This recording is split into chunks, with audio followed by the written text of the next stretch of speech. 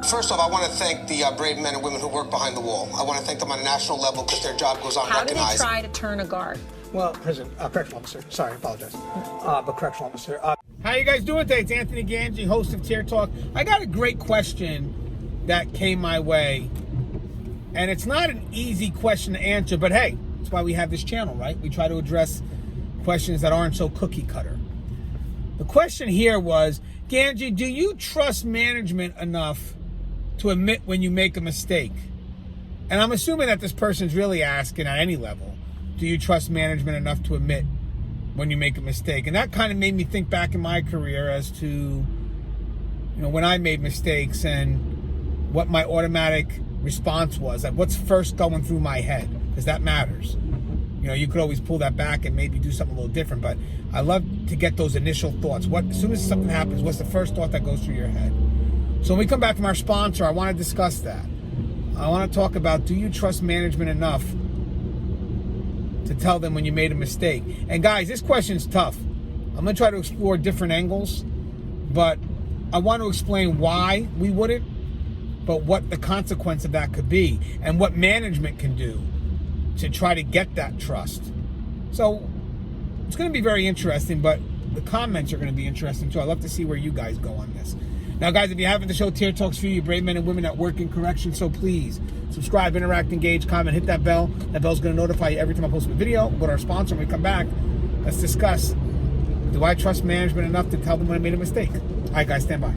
I wanted to attend a university that had an intelligence program. I wanted to look at problems different. I wanted to increase my critical thinking abilities. AMU offered those avenues to expand. Obtaining your degree as an adult, you're actually paying yourself and investing in yourself. You can't put a dollar on it, it's priceless. It's something that can never be taken away from you. American Military University. Learn from the leader. Thank you guys for listening to our sponsor. This is a tough topic because I can kind of see the perspectives from both sides. I can kind of see that if you have employees that don't trust management because they feel that if they make a mistake that they tell management is quick to write them up, I could see why employees may not want to go and tell management I made a mistake. It's logical. It's survival. But I could also see management maybe going the punitive route, because sometimes we have to be able to explain our reactions when we have to be aggressive with those reactions. And I'll go over a scenario to kind of better explain that. So basically, the problem here is that if you have staff that is afraid to tell the employer that they did something wrong, that they made a mistake, you're going to wind up having employees that aren't going to admit when they made a mistake, which in our line of work could be bad. It could be safety and security concerns that we're just not going to report because I just don't want to get in trouble. And that's kind of messed up for frontline to think that way because, again, you're covering your own ass, but the problem is you're putting the facility at risk. But I'm not going to say it's illogical because we have self-survival mode, as I mentioned. So it's not the right thing to do, but it kind of makes sense as to why they do it, if that makes, any sense to you right now. But it's not illogical behavior. That's what I'm trying to get at. Now, for management should always be open to at least the reasons why that mistake happened. So if someone makes a mistake, again, we're not talking about purposeful behavior. We're not talking about bad intent. We're talking about a mistake. We're human. Management really should be able to listen to that justification and then make a decision as to where we need to go. But before they jump the gun to run for that punitive side, because I don't think punitive solves everything. I don't. Even though management may think sometimes that, yes, it's that automatic pound on that individual that's going to make them think twice about messing up, that doesn't always work. Sometimes you really have to get to that employee, find out what the concern is, and see if you can address it first. But again, it depends on how emergent the issue is. Sometimes some employees can deal with that one correction, very constructive. It could be a learning experience. Some employees can't. At one point, the punitive part becomes kind of like liability. Like, hey, I told this guy multiple times, I'm going to have to write them up now. And that just shows that we've committed to an action. as management. And now, unfortunately, because this guy or this female can't do the job, we're starting to lay the tracks for eventual termination. But again, that's just eventually to the point where we have to cover ourselves. Because if that mistake keeps on happening, we're going to have to answer for that. Well, what have you done? I've corrected them. But what have you done at this point now? It's the third or fourth time they keep on making that mistake. I've written them up. If the person makes the mistake again, we're going to be in the process of removal. But again, it got to that level. It got to that level. It wasn't something that was automatically on management's mind. It was, okay, I have to do it now because we're at that fourth or fifth time of this person just not being able to comprehend or understand what's expected of them. And their mistakes they're serious mistakes. I mean, think about it, guys. We'll go over this there in a bit, but you have some mistakes that require a very aggressive reaction. And once you have an aggressive reaction, management has to explain for that. So let's just talk about keys. Let's say you have an employee that loses his keys.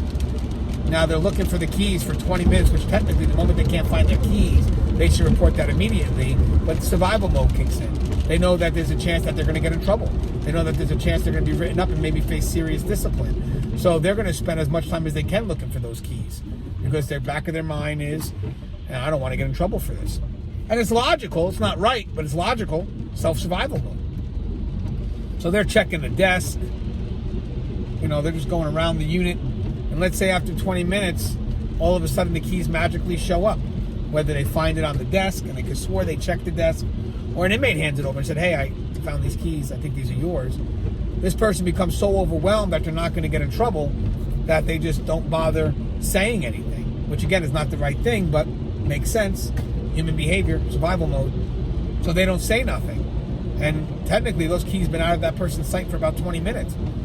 A lot of things going to happen with those keys, including copies. When that happened, the moment those keys were out of that officer's sight or that staff member's sight, the report should have been done immediately. Now that he got the keys back, but they were still out of his sight for 20 minutes, still call that supervisor. But again, we're going to have to get locks changed. We're going to have to run the whole gamut. And sometimes because the reaction is so extreme, but has to be extreme, that employees think like, man, if I report this, I'm going to get in trouble. So what they tend to do is they kind of just personal survival mode, cover their own ass, and they don't report it. They don't say anything. And now what happens is we have a security concern and no one knows about it except for that one staff member. Now, again, staff member not wanting to report it is wrong. They may not trust management because they feel that management's going to go right for the write-up, and maybe management would. Maybe management has to. But the thing is, the staff member needs to do the right thing and report it, because most of the time, here's what happens, guys. We don't get in trouble for making a mistake. Most of the time, we get in trouble for lying about it or covering it up. And that's where there's just no excuse for that. There should be two different levels of consequence. Yes, mistakes happen and you may have to face a consequence. But the greater consequence would be if you lie and cover it up. There's a greater level of consequence here. So do me a favor, admit it. Give us your justifications. Maybe you won't need some punitive. Maybe your justifications will, be valid. Sometimes I've lost keys because my lanyard broke. It happens.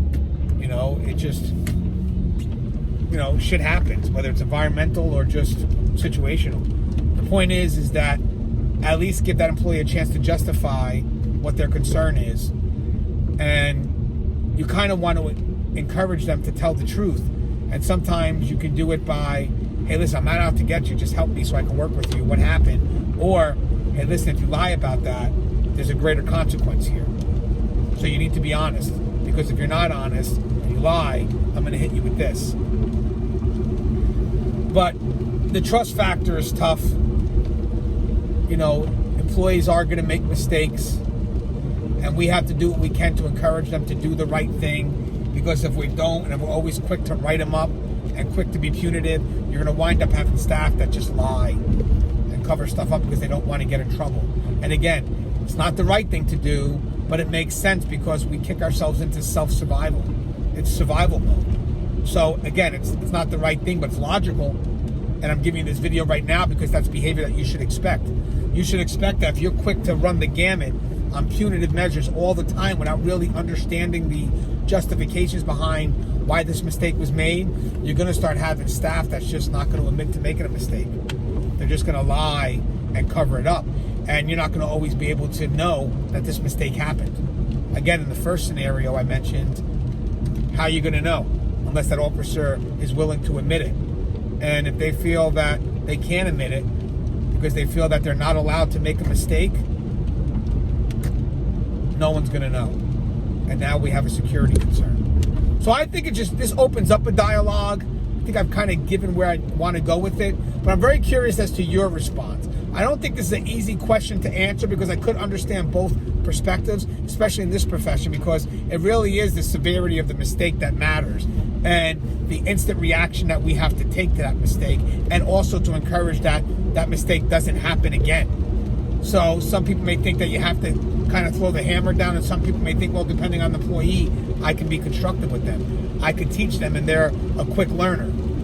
So a lot of variables here, but I'm curious to see what you guys think. As always, guys, the show is Tear Talk. If you haven't, please subscribe, interact, engage, comment, hit that bell. That bell's going to notify you every time I post a video. Stay safe.